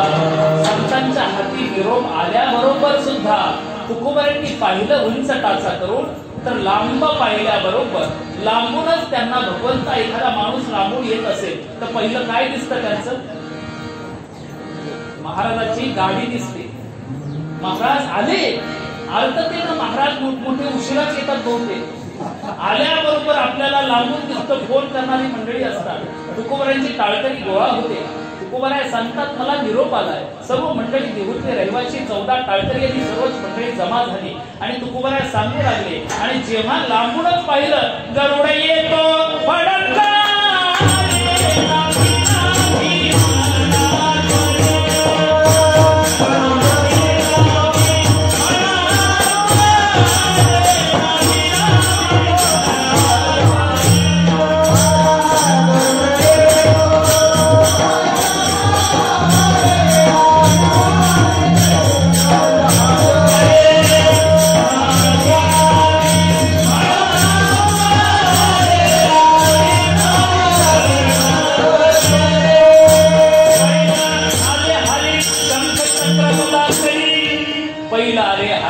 तुकोबारायांनी पाहिलं असं म्हटलं जातं. धारणा आहे अशी आमची वारकऱ्यांची. फाल्गुन शुद्ध दशमीच्या दिवशी देवाने विजेला नाही आलेलं. मग कधी आले? 8 दिवस अगोदर. आता झालेली एकादशीच्या अगोदरची दशमी आहे ना, फाल्गुन शुद्ध दशमीच्या दिवशी जगद्गुरु तुकोबारायांच्या घरी देव आले. तुकोबारायांनी स्वतः याचं वर्णन केलं आणि तुकोबारायांनी वर्णन करताना म्हणतात, आज माझ्या घरी पाहुणे, तुम्ही सांगा प्रमाणात, माझ्या घरी पाहुणे आले ऋषिकेशी. ऐका पाठ तुमचा, बोला बरं काय. वा वा वा, पाहुणे घराशी आजी आले ऋषिकेशी, काय करू उपचार ओ ओढती जर्जर. तुकोबारायांनी संसाराचं वैभव मुद्दाम म्हणून सांगितलंय देवाला. तेव्हा माझी कोप मोडलेली आहे, पाहुणे माझ्या घराला आले, मग दरदरीत पाण्या माझी लागली. भगवंताला तुकोबारायांच्या कन्या सुद्धा खाता यायला आल्या नाही. देवाला चतुर्भुज व्हावं लागलं त्या कन्या सांभाळताना. देवाला सुद्धा संतांचा प्रसाद प्राप्त करण्यासाठी 4 हात करावे लागतात. काय सांगायचे लक्ष देऊन ऐका. देवाला सुद्धा संतांचा प्रसाद प्राप्त करण्यासाठी, साक्षात देव संतांचा प्रसाद प्राप्त करण्यासाठी येतात, पण तो त्या देवाला सुद्धा 4 चतुर्भुज व्हावं लागतं. तरी सुद्धा देवाला तो खाता येत नाही. संतांचा प्रसाद हा त्या तांदळा, जसं तो शीतासारखा आहे. शीत आहे ना, शीत. हे कोणाला संतांचा जो प्रसाद आहे, आपल्याला जो काल्याचा देतो ना आपण, हा काल्याचा प्रसाद म्हणजे काय? ही लाही आहे ना, लाही हा संतांचा प्रसाद आहे आणि दही हा देवाचा प्रसाद आहे. आणि ते एकत्रित का करतो? संतांच्या मुखातून निघालेला शब्द हीच लाही आहे, शब्द रूपी लाही. शीत भाजून केली लाही. तसं संत आपलं जीवन जाळतात हो. आणि मग ते जळालेल्या जीवनातून जसं शीत स्वतः जळून घेतं, पण आपल्याला खरपूस भेळ देतं का नाही, पुणेरी भेळ. त्या लाह्यांमुळे गोड वाटते की नाही, तशी ती लाही देवाला सुद्धा मोह आवडता आला नाही. संतांचा म्हणजे तुकोबारायांचा प्रसाद खाण्यासाठी, ते शीत खाण्यासाठी ते आले. खाता आला, नंतर तृप्त झाले आणि भगवंत तुकोबारायांच्या घरामध्ये दशमी पासून बीजेपर्यंत थांबले. तुकोबारायांचा महिपती महाराजांचा ग्रंथ वाचा, बहुतेकांना माहितच नाही. तुकाराम बीजेचे कीर्तन करणाऱ्याला माहित नसते. दशमीच्या दिवशी आले. पाहुणचार तुकोबारायांचा त्यांनी घेतला. रुक्मिणी मातेसह आले. गरुडावर बसून विमान घेऊन आणि देव आल्यानंतर उपचार केले तुकोबारायांनी. आणि जसं जसं एक दिवस लोटू लागला, देवाच्या मुखावरती हास्य दिसू लागलं, रुक्मिणी मातेच्या मुखावरती हास्य दिसू लागलं. फाल्गुन शुद्ध एकादशी, द्वादशी, त्रयोदशी, चतुर्दशी पौर्णिमा झाली. होळीचा सण झाला. भगवंत आनंदित होते, पण तुकोबारायांच्या चेहऱ्यावरती आनंद होता. पण जशी जशी प्रतिपदा आली आणि तुकोबारायांनी तिथी निश्चित केली आणि विजेच्या दिवशी जाणार ह्या बरोबर त्यांच्या बरोबरची जी वारकरी होते, तुकोबारायांचे टाळकरी, सगळ्यांच्या चेहऱ्यावरती चिंता दिसू लागली. टाळकऱ्यांना तुकोबारायांनी सांगितलं होतं, मला माझ्या माहेरा जायचं. ती मंडळी विजेच्या दिवशी अशीच नांदुरकीच्या वृक्षाखाली उभी राहिली आणि भगवंताच्या नामाचा जयघोष आणि तुकोबारायांचं कीर्तन सुरू झालं. टाळकरी असेच नव्हते, फक्त या बाबांसाठी होते. 14 टाळकरी. भगवंत साक्षात त्यांच्या कीर्तनामध्ये बसला होता. रामेश्वर भट्ट, वाघोलीचे रामेश्वर शास्त्री, गंगाराम मावाळ, सगळे टाळकरी मंडळी, सोनबा कासार, शिवबा ठाकर, सर्व मंडळी उभी होती. आणि ती मंडळी त्यांची डोळे डबडबलेले होते, कारण तुकोबारायांचे निर्याणाचे अभंग तुम्ही पहा. एक अभंग अंतःकरणाला त्या टाळकऱ्यांचा कळला, बसणाऱ्यांना कोणाला काही कळत नव्हतं. तुकोबाराय जसे प्रमाण म्हणत होते तसे आपोआप डोळे भरून येत होते. आजपर्यंत तुकोबाराय आज आमच्यात आहेत, पण आता ते राहणार नाही. विजेचा दिवस साक्षात भगवंत कीर्तन ऐक रंगात आलं, विठोबा रखमाई भजन झालं आणि तुकोबाराय बोलता बोलता अचानक काय झालं कोण जाणे. आपण अभंग नंतर म्हणूया, पण तुकोबाराय अचानक गुप्त झाले आणि भगवंत रुक्मिणी माता गरुडासह देव दिशेनाशी झाले. सगळ्यांच्या मनात बहुतेक ही शंका आहे. विद्वान मंडळी, प्रकांड पंडित अजूनही म्हणतात तुकोबाराय गेले, याच्यावरती शंका घेतात. परवाच मी लेख वाचला, अरे कशाला हे भानगडीत पडता? मागे काय झालं याच्या भानगडीमध्ये बहुतेक सगळं. आता पुढं काय करायचं हे पाहणार. आपण भूतकाळाचा विचार करतो म्हणून भूतासारखी इथं वागतो. भूतकाळात जे झालेलं आहे जे ग्रंथांमध्ये सांगितलं तेच आम्ही आता सांगतो की मग ग्रंथांचा आधार घेऊन सांगणाऱ्यावरही लोक आक्षेप घेतात ना. असे अतृप्त आत्मे सुद्धा आहेत. त्यांचं नाव जरी तृप्त असलं तरी ते अतृप्तच आहेत. पण तरी सुद्धा आक्षेप घेणारे तुकोबारायांवरही होते ना आक्षेप घेणारे. आणि पण मग त्यावेळेला शंका निर्माण झाली. तुमच्या जशी मनात अनेक जणांच्या शंका आहे की तुकोबाराय रामेश्वर भट्ट स्वतः सांगतात म्हणे रामेश्वर सकळा पुसोनी मी स्वतः पाहिलं गेला तो विमानी बैसोनिया. जगद्गुरु तुकोबारा विमानात बसून गेलेले मी माझ्या डोळ्यानं पाहिलं. बोलणारे विद्वान रामेश्वर भट्ट होते, सामान्य नव्हते. त्या विद्वानानं आणि साक्षात छत्रपती शिवरायांच्या इतिहासामध्ये असा लेख आहे फाल्गुन वद्य द्वितीया 1671 विरोधी नाम संवत्सरावरती तुकोबारायांचं वैकुंठ गमन लेख आहे ग्रंथामध्ये. छत्रपती शिवाजी महाराजांच्या ग्रंथात त्यांच्या चरित्रामध्ये जगद्गुरु तुकोबारायांचा उल्लेख आहे. पण ते कळणार नाही. तुकोबाराय कळणं इतकं सोपं नाही. आम्हाला तेवढं आकाश एवढं होता आलं पाहिजे आणि अनुरेणू एवढं होता आलं पाहिजे. म्हणून मोठ्या प्रेमाने एकदा भजन करा तुकोबारायांच्या नामाचा आणि नंतर आपण तुकोबारायांच्या बीजेचा अभंग म्हणून सर्वांनी म्हणायचं तुकाराम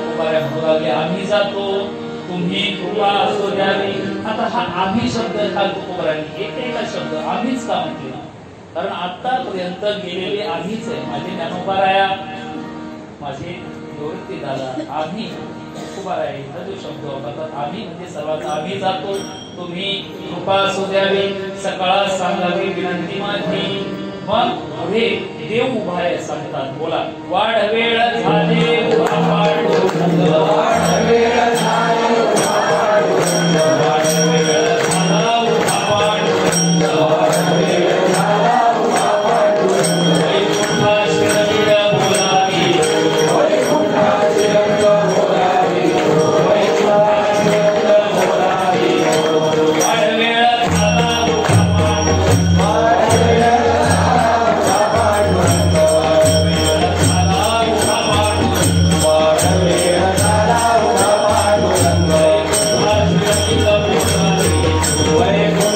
शिरंग बोलावी वैकुंठा शिरंग बोलावी वाढ वेळ झाला उभा पांडुरंग वाढ वेळ हे प्रत्येक शब्द वेगवेगळे आहेत बघा देवाचीच नावं एका ठिकाणी ऋषिकेशी म्हणतात घरी आला ऋषिकेश आता पांडुरंग उभा आहे आणि श्रीरंग या प्रत्येक शब्दावर एक एक कीर्तन होईल श्रीरंग का बोलले इथं ऋषिकेशी का बोलले स्वतःला दीन म्हणतात जो शक्तिहीन आहे त्याला दीन म्हणावं मी दीन आहे असं म्हणतात मग तुकोबांचे एका एका शब्दाला फार अर्थ आहे पण इथं वैकुंठा इथं पांडुरंग आहे श्रीरंग आणि पांडुरंग वेगळा का याचे वेगवेगळे अर्थ आहेत आपण कितीही विचार केला तरी तुमचं मन भरणार नाही सांगून माझंही मन भरणार नाही कारण कुणी कुणी कितानी सुनत सुनाई दिल की प्यास बुझत ना बुझा कितीही बोललं देवाचं चरित्र आणि संतांचं चरित्रच असं आहे आता आपण निर्याणाचा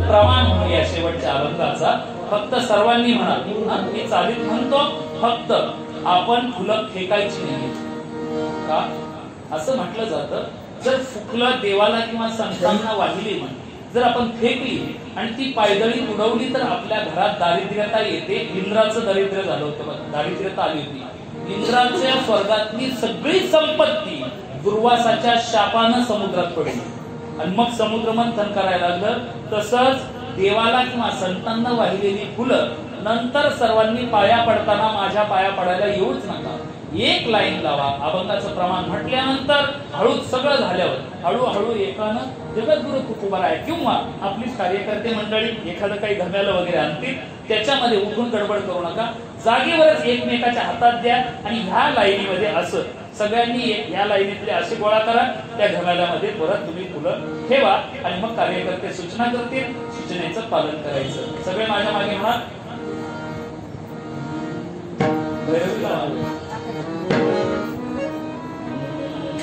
अंतकाळी विठो आभासी पावन अंतकाळी विठो आभासी पावन बोला अंतकाळी विठो आभासी पावन अंतकाळी विठो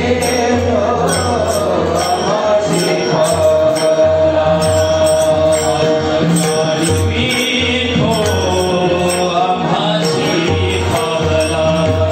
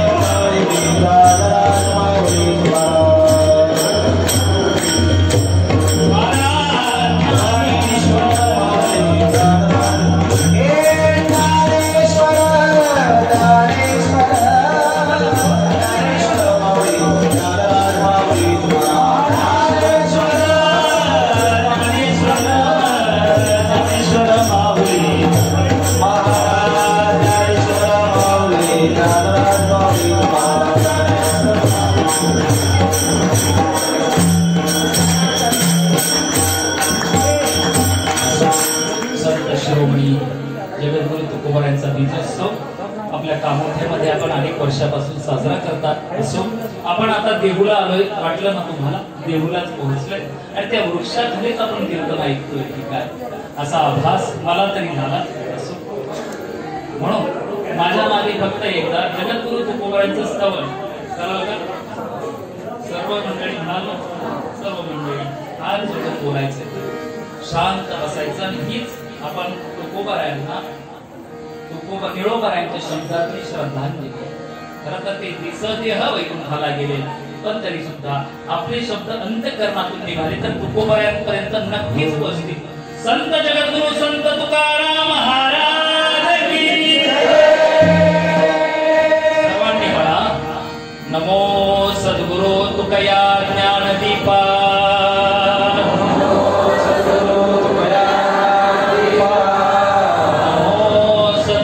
सच्चिदानंद रूपा, नमो सद्गुरु सच्चिदानंद रूपा, नमो सद्गुरु भक्त कल्याण मूर्ति, नमो सद्गुरु भक्त कल्याण मूर्ति, नमो सद्गुरु भास्कर पूर्ण कीर्ति, नमो सद्गुरु भास्कर पूर्ण कीर्ति. जया